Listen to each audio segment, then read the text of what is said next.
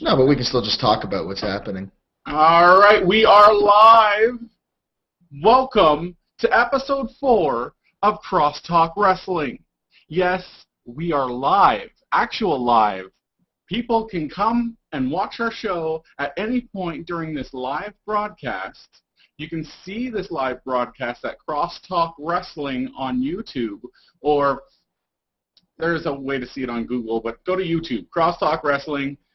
Check that out. If you're a new person just discovering this show, you're not discovering it live yet, but if you're discovering this show on YouTube or any other place, check us out. Like us. Wherever you see this, comment. Tell us what you like. Tell us what you don't like. We like to hear it. Today on the show, we have Adam Contant. Hey guys, how's it going? Good to be here. Thanks a lot for having me on the show, Phil. And where are you from, Adam? I'm from right here in Kingston, Ontario. And what do you do, Adam? Right at this moment, I talk on podcasts and videos for wrestling, obviously. No, actually, I also work as a representative and pro wrestler for Ontario Championship Wrestling, which you can discover by visiting www.ocwrestling.ca.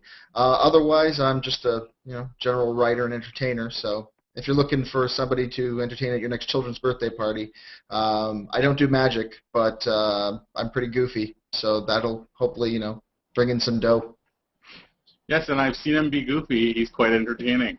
And I'm the Phil, your crazy co-host, the main host. And what do you do, Phil? Let's turn the tables now. What do you do? I do podcasts. That's pretty much it.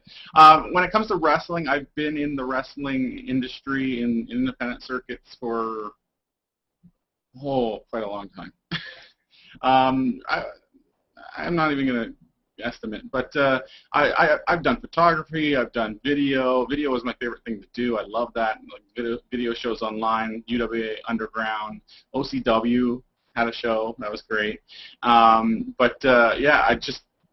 I love wrestling. I apply that knowledge and that analytical mind that I have towards it, and we discuss it.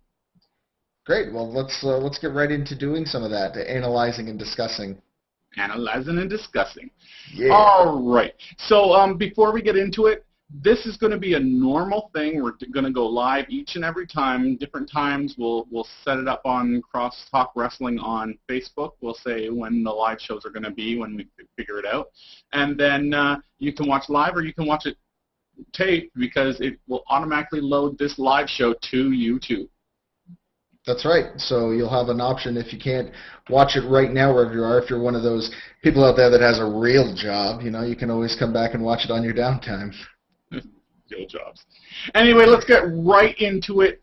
TNA Sacrifice was on Sunday night, and you didn't watch it, but you have read the results. Absolutely. Yep. I did read what happened. I watched it last night before I watched Monday Night Raw, which we will talk about after our Sacrifice talk. And what was the general mentality you've been hearing about this pay-per-view so far? The general mentality or the general reviews that I've been reading about it and have heard about was that overall it was the first really strong pay-per-view from TNA in a long time, based mostly upon the fact that they had 3 very well-wrestled matches in the main event, which was Bobby Roode against Rob Van Damme in a ladder match for the TNA World Title. The I guess what would be considered a purest dream match between AJ Styles and Kurt Angle, and the match between Jeff Hardy and Mr. Anderson. According to all reports, every match was really solid, and especially the ladder match, which had a definitive clean finish to it that put over the world champion Bobby Roode. So on the whole, I'm hearing a lot of very positive reviews for the pay-per-view. Yeah, as pure wrestling, like professional wrestling, and great technical thing, it was a great pay-per-view. It was missing something though. Like there was a lot of dead air, I would say, and I don't know if that's really the commenter. I guess it might be the commentator's fault, but everything seemed to go a lot slower than it should have. I don't know. Like the Jeff Hardy. Okay, let's go down the card for a second, so I can explain how this went. The first match was Samoa Joe and Magnus versus Kazarian and Chris Daniels. Now that did extremely well, and I loved that match. It was a hard-hitting match, great tag team display. I was very surprised, and spoiler, very surprised that Daniels and Kazarian won. I see where it's going because later on in the night, but I don't know what they're going to do with Samoa Joe and Magnus. Magnus, that's right. I don't know what they're going to do with them now, but probably a rematch of some sort. Maybe put them in a three-way tag match, as we'll discuss later. But that was a great match. And then you had some fillers, I believe. Gail Kim versus Brooke Tessmacher. I don't really care. Like, Brooke Tessmacher doesn't do anything for me. She's got a nice ass, and that's what it is. I have to say her in-ring stuff has improved. Yeah, I was about to say, I'm not too quick to dismiss Tessmacher. I think she's come a long way, and I really do think she has a tremendous upside to the Knockouts division. She definitely has a lot of sex appeal, and she does connect with the audience. The crowd seems to genuinely like her, and I think if she continues to work at improving, she could definitely be a major star for their division. But that division as a whole has really suffered because of this whole flavor of the month, challenger of the month thing they have going with Gail Kim. Because even though Gail Kim is a phenomenal in-ring performer, she's stale. Her character is very stale, and there's nothing there to, as a fan personally, excite me about what she is doing. So we either need to get her involved in a story that excites me and makes me want to see what's happening to her, or we need to make her character interesting enough so that I want to see her defend that title. And right now they're not doing either, which is too bad because there is still a very solid talent roster in the Knockouts division. Well, I think TNA is just getting back on their feet after changing up everything again. And they're going back to the focus on wrestling again. But it shows in this match. It just went. I just didn't care, and I don't think. Sorry about that, Adam. I don't think that I didn't care because of the wrestling. I just didn't care because of the storyline. There was no proper build-up. Yeah, and that's definitely the case. TNA is putting together a really good in-ring product, but that was one of the things that I'd heard from people was that for two of the three solid matches that we talked about, Jeff Hardy versus Mr. Anderson and Kurt Angle versus AJ Styles, there was no heat. And the reason simply being was that, we've seen these matches before. No matter how good they are, if you've seen the same match, it's not exciting. There was no new reason for these people to fight. And I can definitely see how that could take the crowd down a notch, especially for a crowd that sees TNA how many times a month? These are the same fans that show up to the Impact tapings and the various pay-per-views that are held in the Impact zone. So if you're going to give them the same matches, you better give them something worth fighting for. Yeah, so the next match that we can talk about is Devon versus the T's. Robbie E versus Robbie T. Again. Oh, the Robbies. I'm sorry. Jesus, what the hell's wrong with me, Phil? I don't know. The T's, the Robbies. Yeah, the Robbies. And they need to throw McAllister in there, and then they can have a little stable going. It's just, where did this match come from? Was this even planned? Well, it was planned, and in a general storytelling sense, it does make sense. There's some logic behind it. Devon took the title from Robbie E 2 months ago, and then he recently defeated Robbie T, so now the logic step is that, well, they're together, let's do a triple threat match. Hopefully this will mark the end of that story, and Devon can move on to other things. I've heard people complaining about Devon holding the TV title, that they don't want to see him on TV every week. I disagree completely. Yeah. I like Devon Dudley. I think he's a great talent, and I think that this push is going to be a great way for them to create a new single star for TNA, and I think that having him hold the television title and having him defend it every week is great. I really do like that, and I think if they're going to do a flavor of the month challenger kind of thing, the TV title is the perfect title to do it because it's supposed to be a competitive belt that's supposed to be defended on all televised events. I think that makes total sense, and I think Devon is a good, tough guy kind of character to represent it. True. I completely agree with everything you said there, except they need to, like, build upon it, like, put a storyline there, like a better one, because the one that was there is just like, oh, I don't care, I'm going to go take a crap. So let's play devil's advocate here, Phil. Bruce Pritchard comes to you and he says, we need someone to put in a feud with Devon. Who do you put him in there with? See, I wouldn't choose the obvious Bully Ray, because it's been done, obviously. I'd want something fresh. I'm not sure, because, like, I think a good candidate for this would probably be Magnus. Okay, that's an interesting. Why Magnus, if you don't mind me asking? I'm curious to kind of get your feedback here. This is a little off because it's considering what happened last night.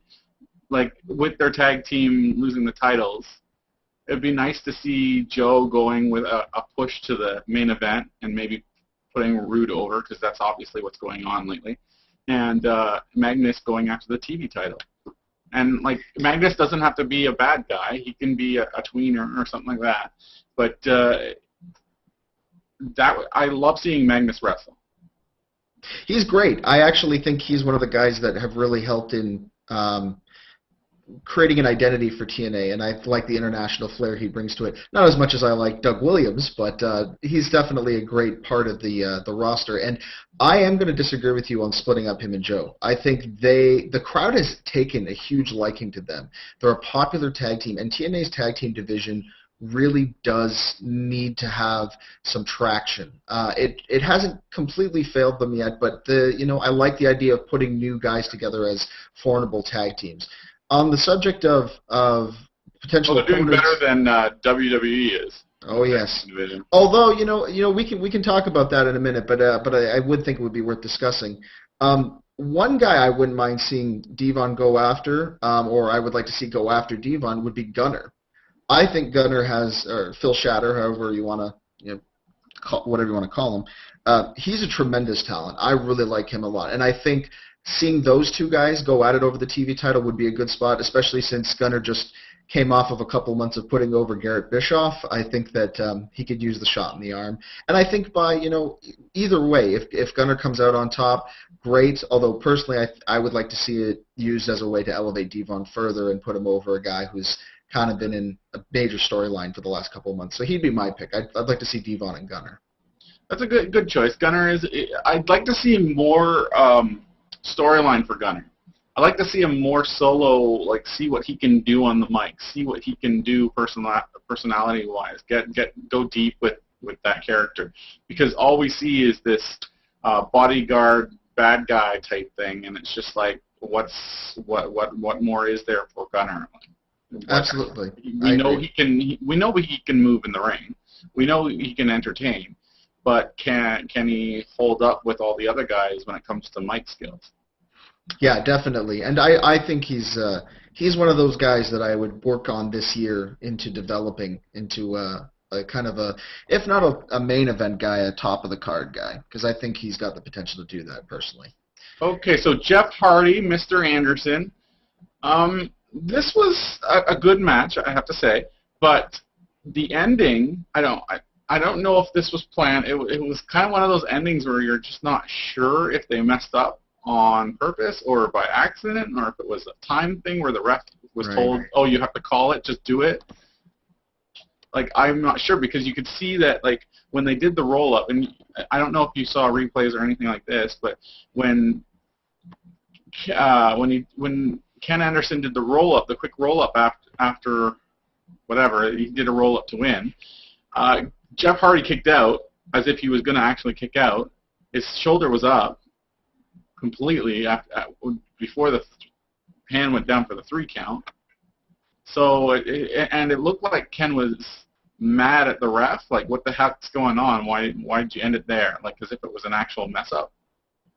Well, I don't know. I mean, and it's funny to think that with Vince Russo, the days of the work shoot would be gone from TNA, and maybe it is. Maybe it was just an unfortunate case of just it didn't go as planned, and that's going to happen sometimes. Earl Hebner is getting old. That's right. But I think that it would probably, again, it probably would have meant a little bit more if there had been something on the line. If it was a number one contenders match or something of that nature, so then Ken Anderson could be really upset about it, But again, it didn't feel like anything. This is why I was a little confused. You had two huge baby faces, Ken Anderson and Jeff Hardy. But, we have guys like Gunner who didn't have a match on this pay-per-view. We have talents like D'Angelo De Niro who, God, hasn't seen work in months for these guys.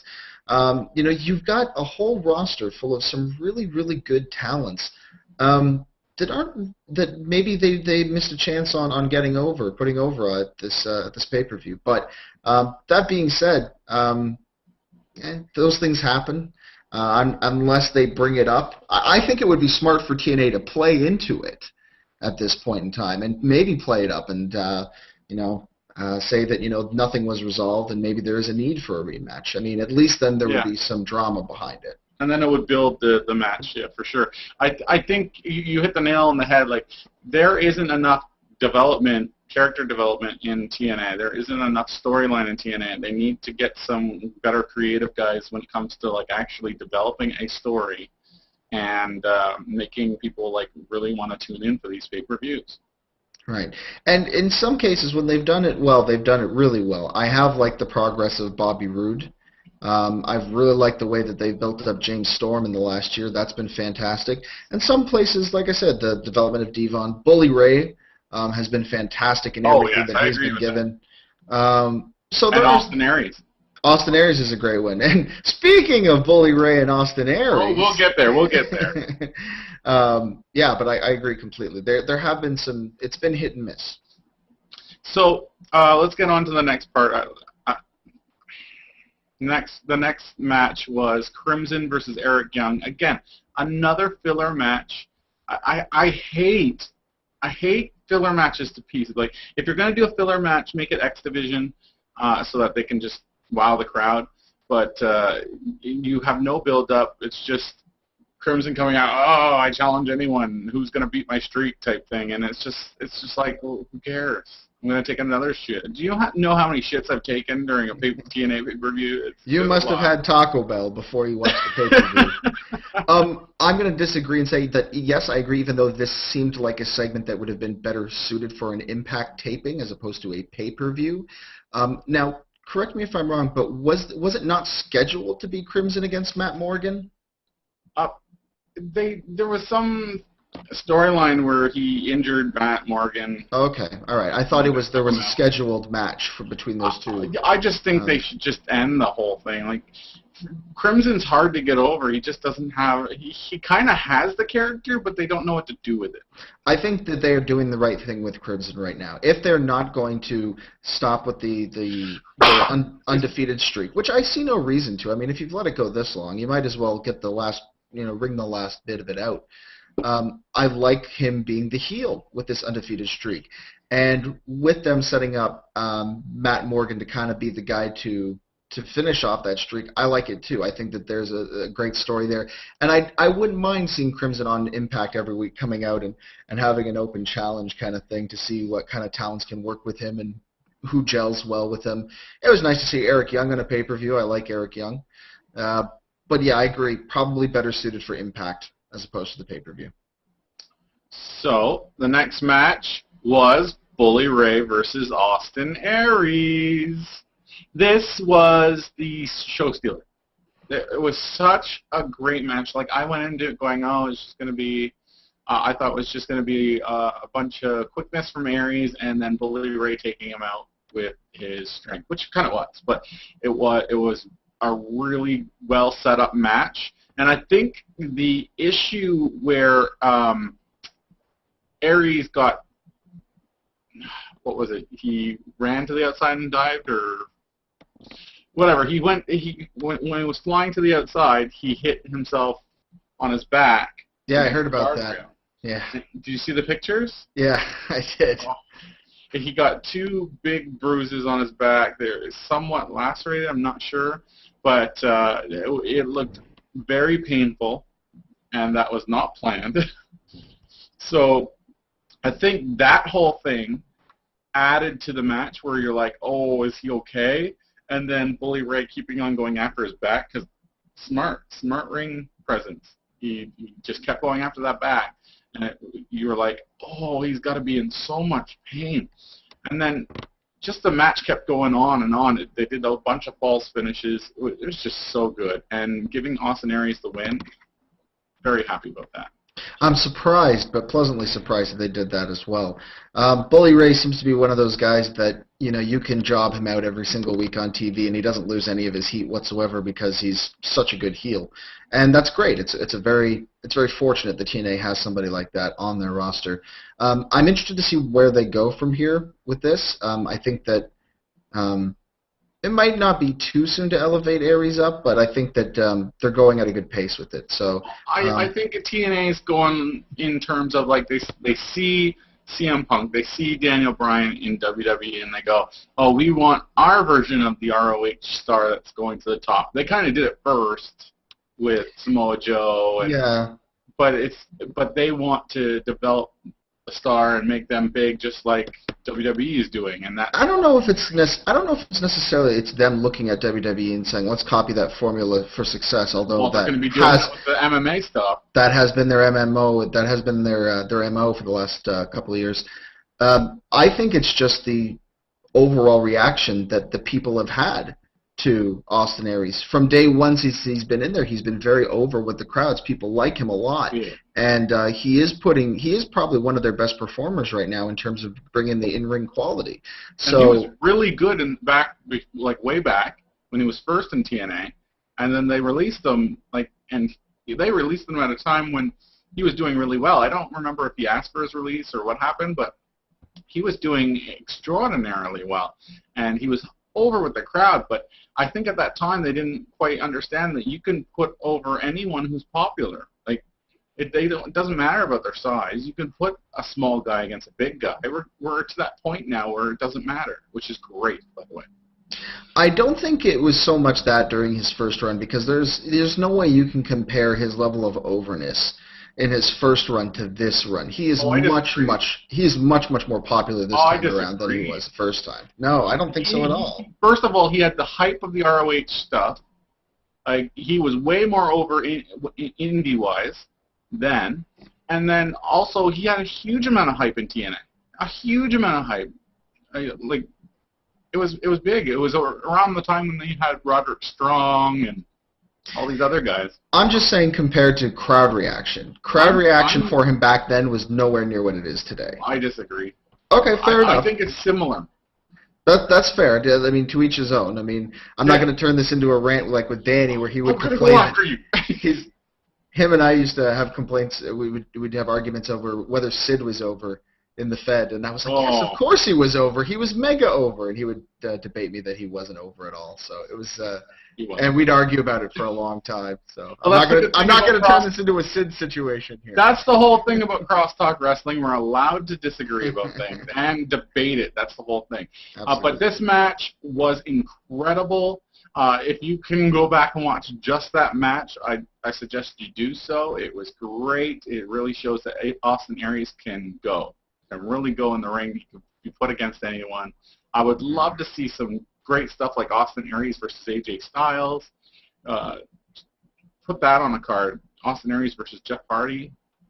Yeah, I would like to see him work with some of the top TNA guys to see what he can really do. Oh, yeah. All right, so Kurt Angle. Mr. Crazy himself. Koba. Yeah. Austin Aries versus Kurt Angle would be great. Okay, but going on, Kurt Angle versus AJ Styles. Okay, I'll tell you what was wrong with this match. And a lot of people are saying it was a great match, and I agree. It was a great match, but it was slow. And I don't know if it was normally, by regular standards, slow, or if it was just because it came off of that last match, the Austin Aries Bully Ray match. I was just sitting there going, yeah, this is a great match, but I'm bored. and the commentators weren't helping. They left so much dead air, and it's just like, why? Well, one thing that I can say is that a crowd can make a bad match good and a good match great and a great match a classic. Now, from what I was hearing, reports were that for the Jeff Hardy Anderson and the Angle AJ Styles match, the crowd was completely sitting on their hands the entire time. Well, I think this is a good example of that whole WWE mentality of putting a great match and then a filler match and then a great match, and TNA just had it wrong because they were doing a great match, filler, great match, great match, great match. You just watched the last hour of TNA pay-per-views. That's it. Yeah, but that's unfortunate because if someone were to watch the last hour of the last few matches of this TNA Sacrifice, they would look at it and go, "Oh, the crowd did die after the Bully Ray versus Austin Aries match," and that's because they were so into that match and they need time to recuperate. So overall on the whole, great match, but just no heat behind it. Nothing. It was just like they didn't know who to cheer for because Kurt Angle's doing the turn, and they didn't know what to expect from Jeff Hardy, and I thought he was going to sell more that he wasn't into the match. Like, I would have been really happy if they started the match and Kurt Angle kept getting the upper hand and he just AJ Styles just walked to the back, disappointed. Well, let's talk about AJ Styles whistling Dixie, which I absolutely loved as an insult, by the way. I can't remember who said that, but someone said it. I think it was Taz, but oh, God, that's great. I love that. I hate this story. I friggin' hate this story. It just I don't want to prejudge it. I mean, it could go somewhere, but my gut reaction, my first instinct is to roll my eyes, especially for a guy like AJ Styles, who, as good of a wrestler he is not an actor. So it's tough to put him in that position. I still say we wait before judging, because this is just the first part of the storyline. Like, we don't know where it's going. I'm not judging it completely. I'm just saying my initial reaction. My initial reaction is to kind of roll my eyes. I'm not a big fan of the storyline that they're doing, or at least I'm not excited about the big reveal was that AJ Styles was messing around with Dixie Carter, or supposedly messing around with Dixie Carter. It will be interesting to see where they go from here, but it's nothing. It doesn't make me want to watch any matches. Doesn't make me want to buy a pay-per-view. It interests me. Again, I would have loved if he would have scrapped the match, even though like that's a big build match. But if they would have had, like I said, Kurt Angle keep on getting the upper hand, and AJ Styles just know that he's out of it and be like, "Oh, I can't do this because I can't put my mind into it," and he just walks to the back with head hung low, and they fill in the gaps by having someone challenge Kurt Angle or something. That would have been great. I think that would have been interesting for sure. I like the idea that AJ wants to be a competitor and kind of put that behind him. A couple of things that I would like to note, though. I do like where people seem to think that this whole story is going in terms of the next month's Slammiversary. So for those of you who don't know, spoiler alert, it's being suggested that for the TNA tag titles, we will have Samoa Joe and Magnus versus Christopher Daniels and Kazarian versus AJ Styles and Kurt Angle. Now, I called it without thinking. Yeah, I think it. And if they do that, that's fantastic. And one of the things I really hope they do is not just play up this Dixie storyline, but talk about the whole history between Joe, Styles, and Daniels, because those three do have an extremely long and storied history. And it's not going to happen. I know, but I'm saying my hope is for that. Yeah. I'm hoping they prove me wrong, because they do have an extremely interesting history, and this is just another way to play that history up some more, and I think it would be great. I'm not saying that it has to be the only focus. I understand that the Dixie story is going to be their big thing, but I'd at least like for them to talk about it. Do make it a part of it. One thing I find very funny is if they go with that, having AJ Styles and Kurt Angle together, do you think they should name them the Home Wreckers? Maybe they should team up as the Home Wreckers, or maybe something of that nature. You know, you kind of think that Kurt Angle, the character of Kurt Angle, wouldn't want anything to do with AJ Styles, considering he had his own marriage ruined by another wrestler in storylines. Or they could just leave that in there for a turn again. Which is possible, but of course, you know, I wouldn't be in favor of that, because didn't they just turn Kurt Angle, or aren't they just turning him now? This is when Jarrett comes out and goes, "You're teaming with him, but you judge me." Yeah. Jeff Jarrett, the moral compass of the professional wrestling world, ladies and gentlemen. There you go. So yeah, that I wish there was more to it. There was not enough going into it. It's just, yeah, these guys are great wrestlers. Here's a match. Sure, and you know what? Sometimes that's fine. There's absolutely nothing wrong with that. But how many times have we seen Kurt Angle versus AJ Styles on pay-per-view just because? Yeah, we just have to get a new storyline build-up to make it or on Impact, for that matter. So yeah, there has to be a reason. So the next match was Bobby Roode versus Rob Van Damme.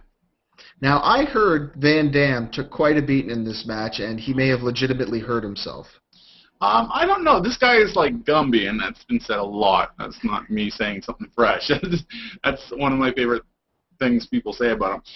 He can seemingly get injured multiple times and then be fine, and it's crazy. So yeah, it was a great match. I don't think it needed the ladder match thing. I think they're just trying to put over Bobby Roode as much as they can. Say, hey, he beat Rob Van Dam in a ladder match. Or they're doing it to protect Rob Van Dam, and say, well, how would you say that? Well, because he doesn't pin Rob Van Dam, he doesn't make Van Dam tap out, but he still gets a victory over him. But instead of beating him clean, he climbs a ladder and takes the belt.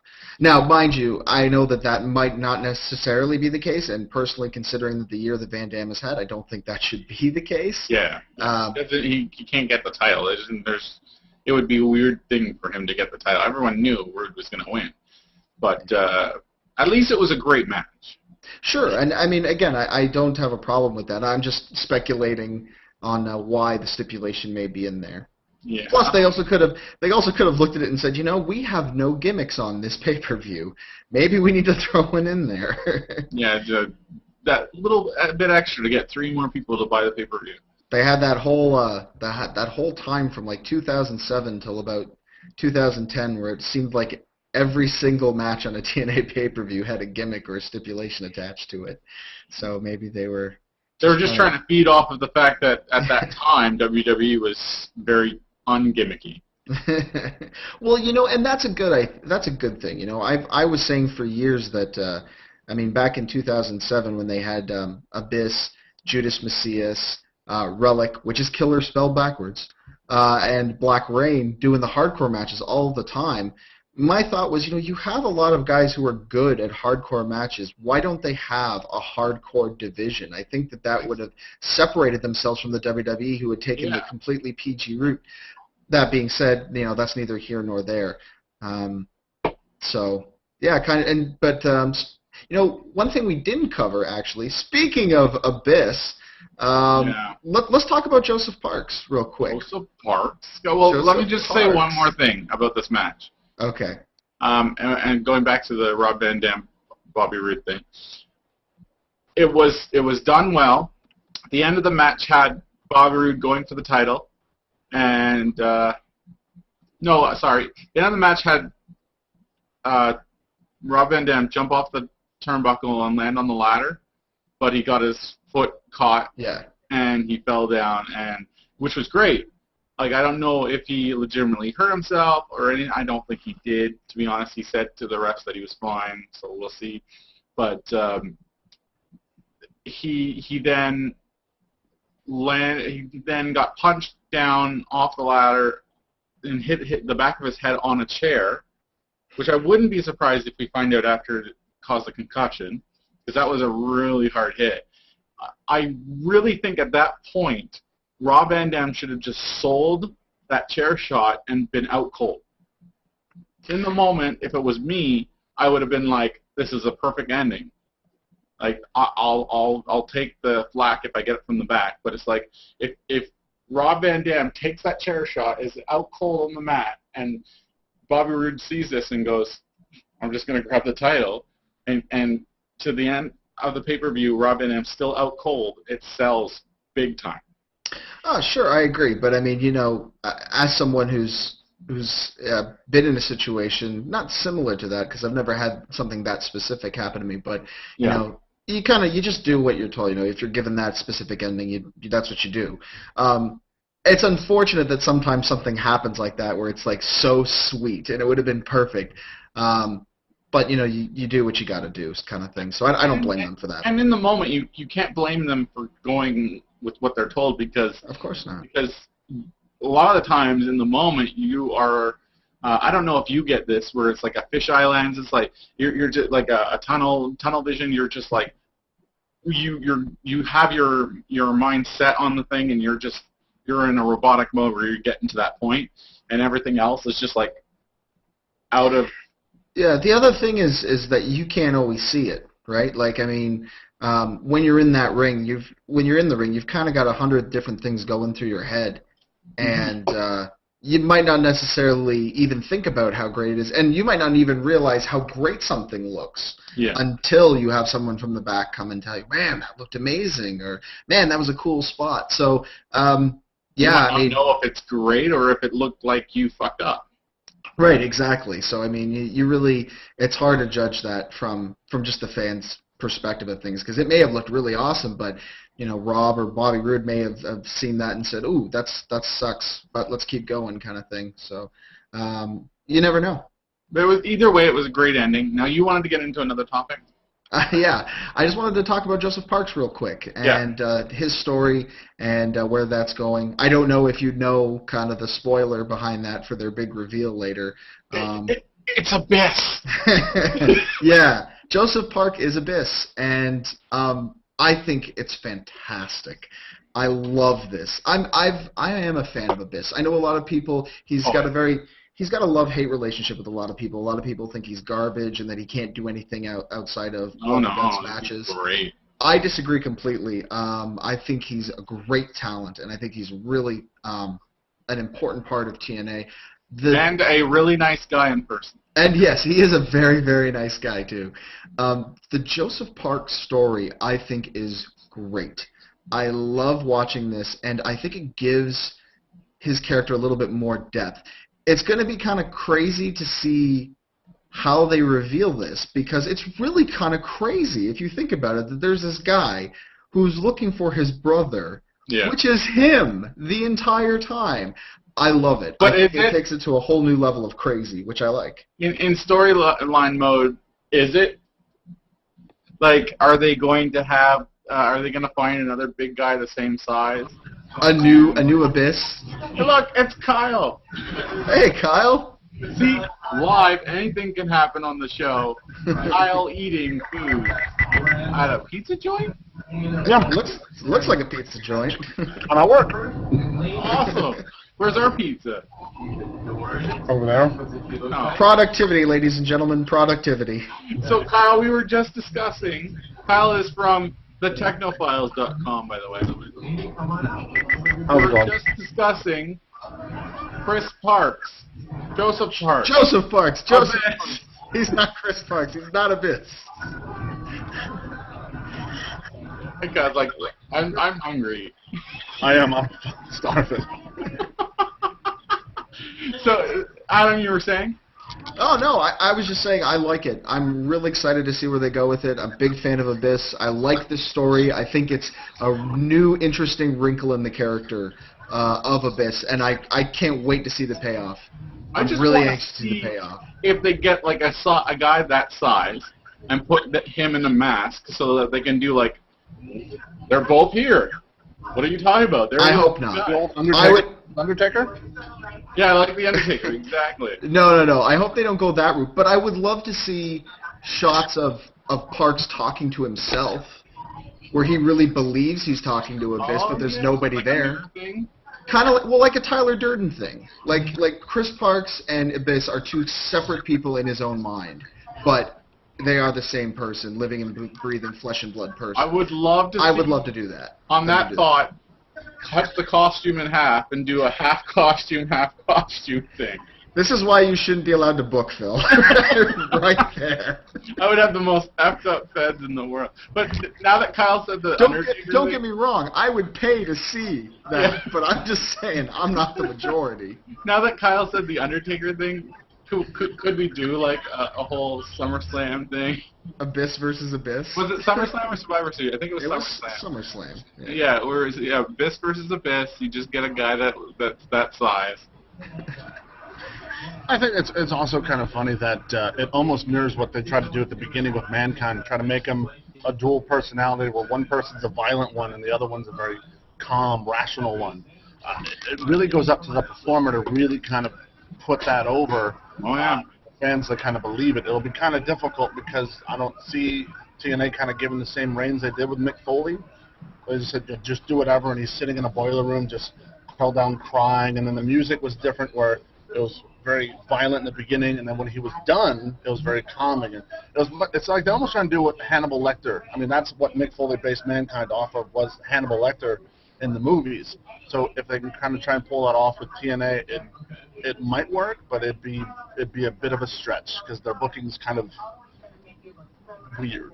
Well, if he comes out in tie-dye and disco or whatever, I'm going to be pissed. I love Dude Love. Yeah, I was about to say, not me. Dude Love's my favorite of the three faces of Foley, really? man. Hey, oh, yeah. Dude Love. I'm just going to watch Adam dance for the last 1 minute. Well, I'm just happy watching Adam. He didn't...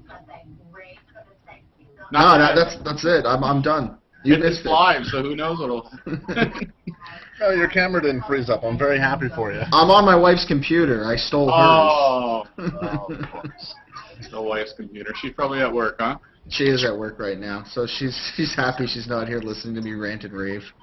So let's get into Monday Night Raw. Yes, let's talk about Monday Night Raw. Let's go into the obvious talk of Triple H versus Brock Lesnar. Let's just say Triple H was served. Served. Stop. He got served? Yeah. This is almost, your dancing was almost as bad as the Phantom WrestleMania recap episode that we've never seen. So, okay, Triple H got served by Paul Heyman, and that was the best dance battle ever. I love that because I have this vision in my head of like Triple H and Paul Heyman having like a breakdance competition, and Paul Heyman serves Video. Triple H. Paul Heyman, I'd buy that on pay-per-view. big thumb. Triple H comes out with his jean jacket, and they're all walking. Something like, strap up. And see, and that's why I'm never allowed to book, for reasons like that. Yeah. Although dance battles are awesome. Anyway. True. So that happened. Oh yeah. If I can take anything away from William Regal's illustrious career, it's that dance battles are awesome. Yeah, we can also hark back to the old ECW days, where they have Rocco Rock dancing and break dancing, which was horrific. There's a topic for another show, I think. Who was the best dancer in ECW history? Because there were quite a few dancers. Any Too Cold history. Scorpio. Too Cold Scorpio? I don't know, man. Bubba Ray Dudley could cut a rug. No, I he like couldn't. I liked his moves. I would like to throw in the WCW hat and say Norman Smiley. Come on, guys. Or even go really corny and do 3 count. Ooh, 3 count. They were pretty good. Although I'm a big fan of the Blue Meanie as well. Yeah. Well, look, it's the Blue Meanie. Anyway. Well, just because I weigh as much as the Blue Meanie doesn't mean, I wasn't gonna. I am him. Jeez. Okay, so what do you think of this whole Triple H? No. Let's not talk about Raw. Let's talk about ECW dancers some more. No. Brock Lesnar, Triple H. What you folks are not hearing is a train derailing. That's the fun with this show. So, okay, what do you think? I like it because it stretches out the usefulness. It almost makes Brock Lesnar more hateable in the fans' eyes because now he has someone in front of him that the fans love is Paul Heyman. They love Paul Heyman. Now you have Brock Lesnar behind Paul Heyman. It just makes him more like they want to see people rip at Brock Lesnar. I think it's a really smart idea what they're doing, stretching out his appearances, not using him as much, not trying to put him over. In essence, they're almost putting him over and making him more hated by not using him. Well, yeah, if you think about it,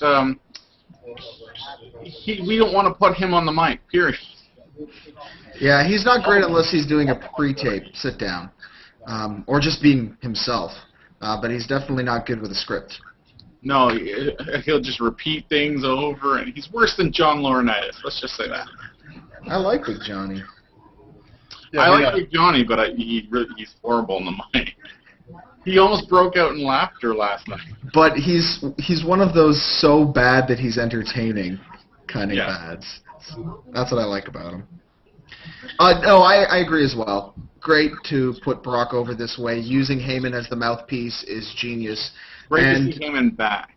Oh, yeah, absolutely. I was a little disappointed that he didn't get as big of a reaction when he came out the week prior, but fair enough. It's a totally new WWE audience from when he was last on their programming. And obviously, I look forward to Triple H and Brock Lesnar. I think that they will put on a pretty decent match. Do you think it's going to be at SummerSlam, or do you think it's going to be at No Way Out? Because there's been talk that they're a little frantic about it. When is that happening? No Way Out? Yeah. I think it's I think it's June, isn't it? June, eh? Yeah, so maybe. It's either it's not this pay-per-view, but the next pay-per-view, or SummerSlam. I say it depends upon what happens Sunday with Big Johnny. Where's Kyle going? The men's room. he's telling us what he thinks about this storyline.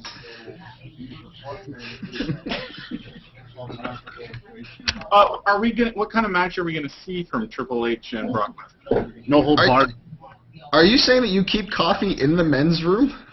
That doesn't make any sense. No, we have a coffee machine there. Oh, I see. Okay. There's a restroom. There's got to be full context here, Kyle. You're not giving us the full story. Sorry, I'm not going to give you a tour of my... I can't blame him for I'm that. just saying, you have to be ready to answer those questions if you're not willing to give us the tour. You have coffee, and when you're done, you got the restroom right there. Yeah. There. Trust me, my wife loves coffee. I know that the restroom comes after. All right, so Brock Lesnar, Triple H. What kind of match do you want to see? I'm saying no hold barred. It's the only really way to kind of use Brock Lesnar in the proper way. Because if they have it in a normal match, it won't seem proper. Because he's almost too violent now. Because he has that legitimized UFC career, he's too violent. He can't go back to scripted wrestling. People aren't going to believe it. Where it's move, throw, bounce off the ropes. It's just going to be, I'll beat you up. Because he can. Yeah. Lion's Den. Fuck off. Well, now hold on a second. Now wait a minute. It has been a SummerSlam tradition for 2 years, right? And it's kind of the closest thing we have to a UFC cage. Horrible. I'm saying Lion's Den match. Why don't we just do the kennel from Hell match? Whoa. Last WrestleMania we had in Philadelphia. Don't blame us. Brock Lesnar doesn't have anything to do with dogs. That doesn't make any sense, Phil. Jesus. He has a dog. Okay then, yes. You know what we do? The dogs in the kennel from Hell have to be Brock Lesnar's dog and Stephanie's dog that they had in the Chris Jericho storyline. And now let them fight in the cage. The only other match we could use is maybe the Punjabi prison. I definitely agree that a no-holds-barred match would be fine. But I just like to see them wrestle. I think that Lesnar... It's not going to be a wrestler. I don't know. I don't think they need a gimmick. I mean, it's possible they may do one, but I don't think it's necessary. I think just the bill alone of Triple H versus Lesnar, which we didn't get the first time around, I'd pay to see it. A couple of years that Brock was in WWE, he never faced Triple H. Can you think of a time he wrestled him? Do a search. Someone do a search. Because I'm pretty sure... I don't have mentions. Because they were on different brands, and that was back during a time when that actually meant something. And as soon as Brock won the Undisputed Championship, he jumped over to SmackDown. And since then, I'm pretty sure they were separated. They never had a time when they were on the same brand together. I mean, I will do a quick check, but I don't think so. I think they have. Otherwise, you'd hear it on television saying, first time ever. Yeah, they might be trying to hide it. It might have been like just a quick match type thing. Well, the only time I can think of it was there was a Triple H versus The Rock versus Brock Lesnar match in Australia. But even then, it wasn't a one-on-one match. I think they want to have that same hype as they did with the Brock Lesnar John Cena match, where that got over so well. It was a wrestling match, but it was Extreme Rules, yes. But they could have made that a wrestling match and still be as brutal as it was. So I think they're going to want to do a action-packed, hard-hitting match, very stiff match like they did with the John Cena match, and try to get Brock over as a legitimate tough guy still. They don't have to get him over. He already is. Yeah, but they want to keep him because he already lost versus John Cena. But okay, so I have confirmation from both All Wrestling and KickoutWrestling.com that they have never fought each other in a one-on-one singles contest. Maybe because it hasn't been announced yet that they're having a match, they haven't said first time only. Yeah, I think so. Kyle? Well, they have. I'm just saying that I can't ever recall seeing a match between the two of them, and that would be something that would be enough for me to pay for. All right, I'm sorry I didn't mean to interrupt, but I did want to try and confirm that, so there it is.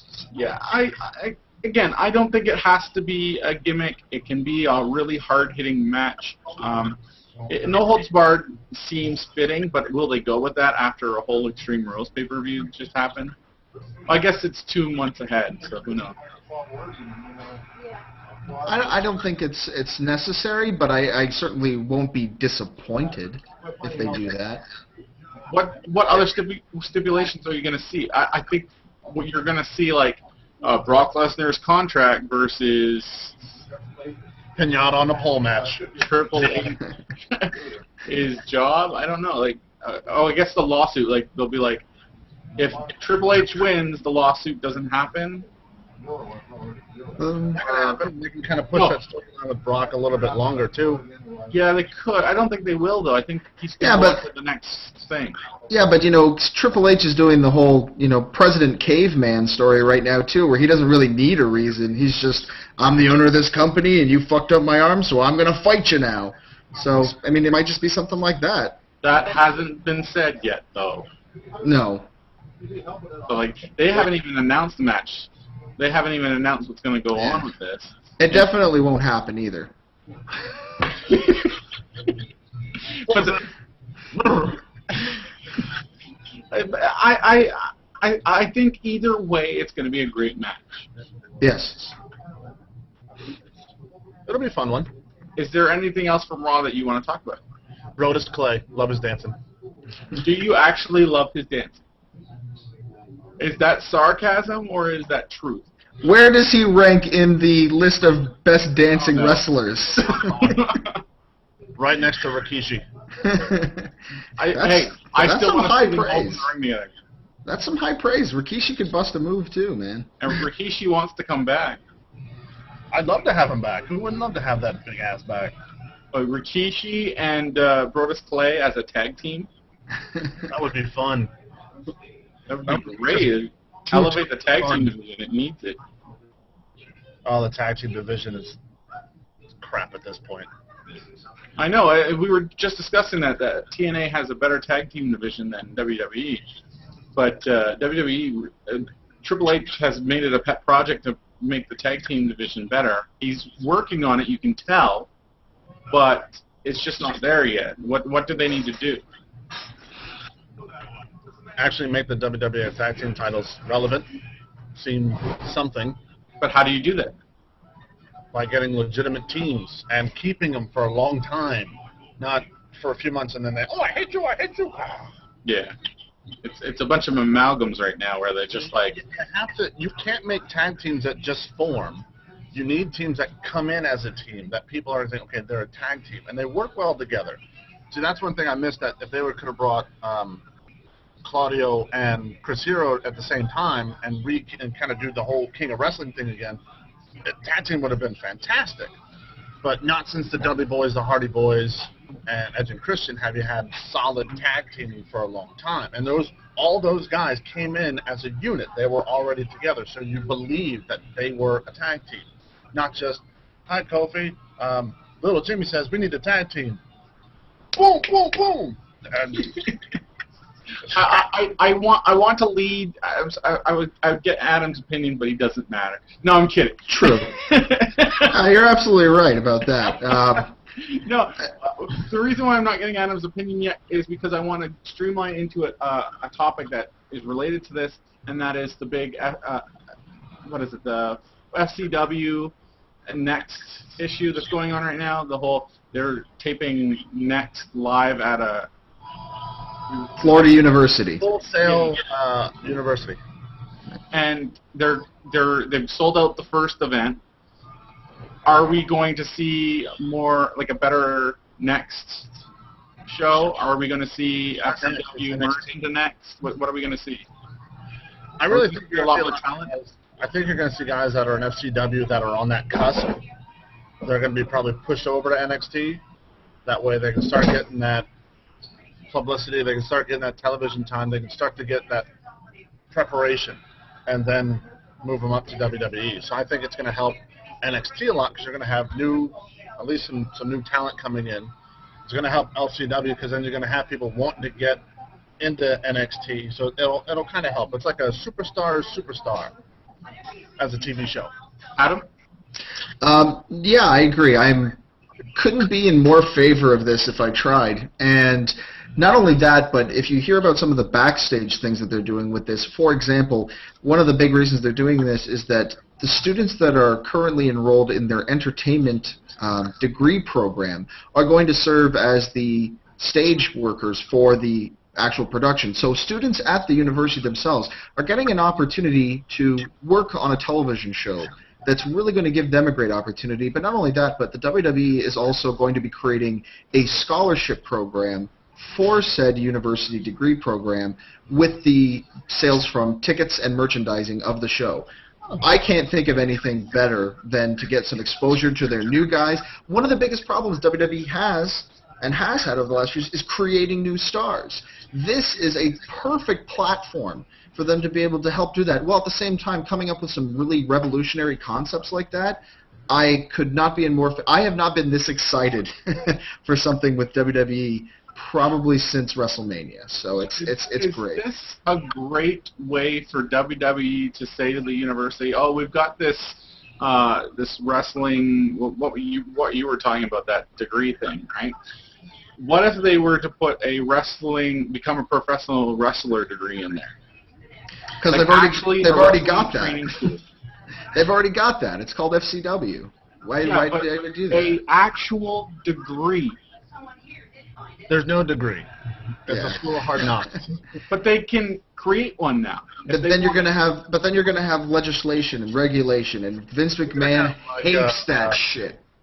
Well, they have degrees for like crap stuff now in the States. Like, why not? Because of the reasons I just mentioned, because Vince McMahon is the top of the food chain when it comes to wrestling, and if he was to do something with an official university, it would involve legislation, it would involve regulation, and Vince hates that shit because it puts the control out of his hands. I think for a simple thing as a wrestling school, it wouldn't be such a big deal. You'd think. That's why you have a wrestling school that's separate from a regular school of academics. It's just a regular school. What are you going to have, like classroom body slamming 101? How to properly scoop up your opponent. No, that would be in the ring, but you would have, like, the mentality of wrestling. Then you go to psych class. Mic skills.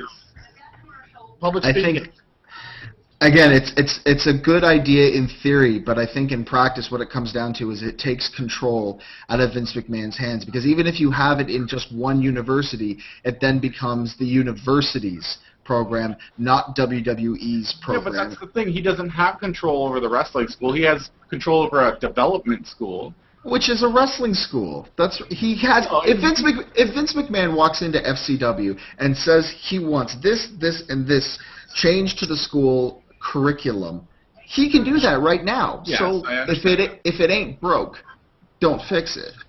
Boom! I just think it will get him more money. You forgot the hand clap, Kyle. Boom.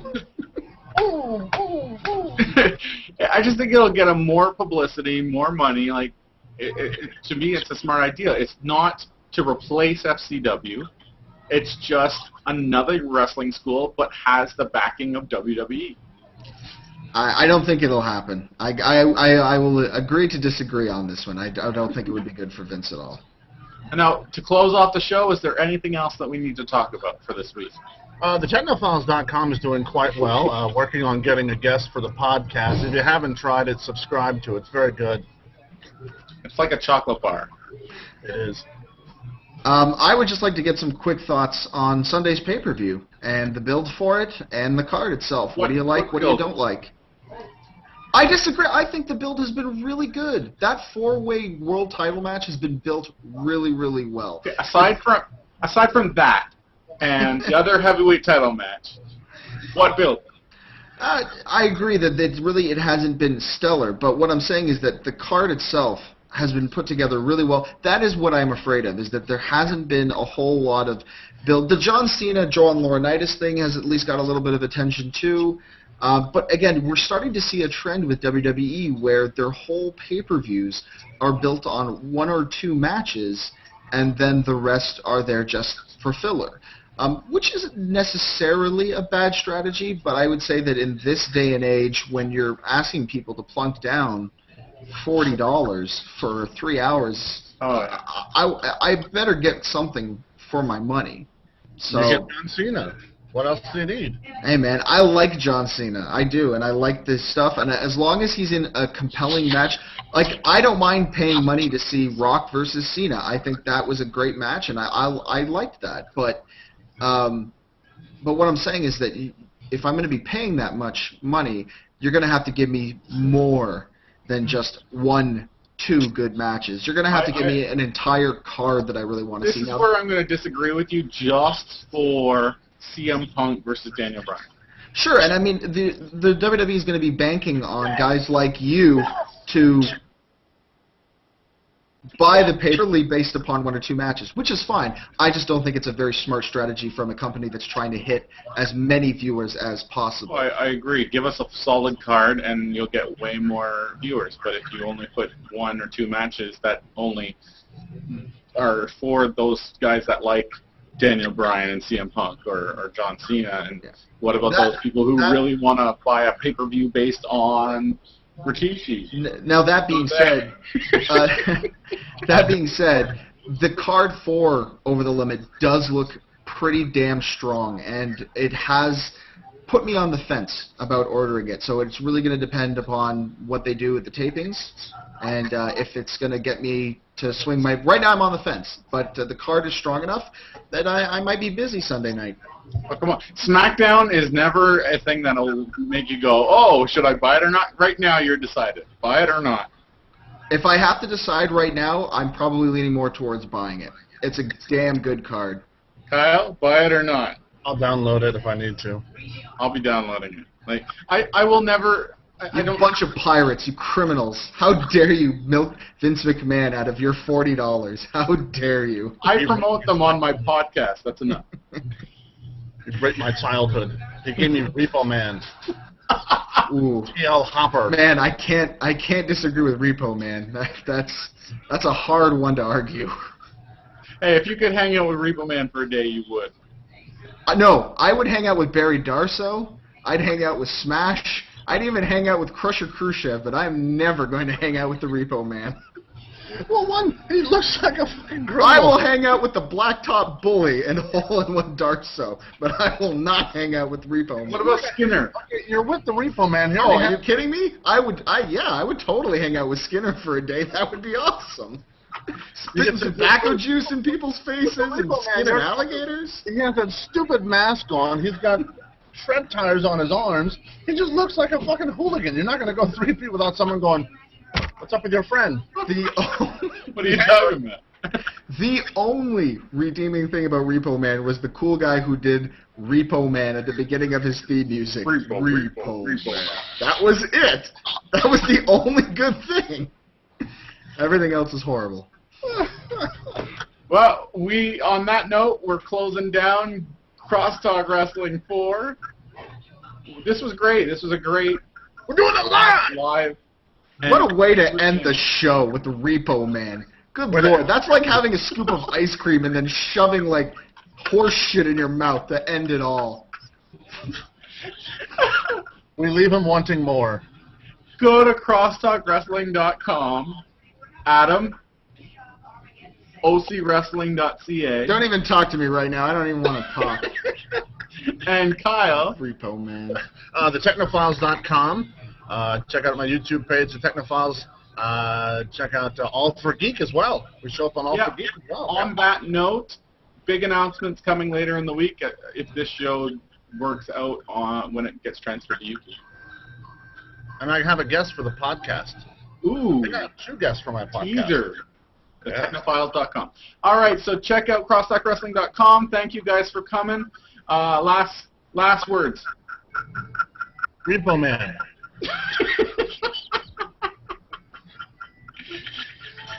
Bye, everyone.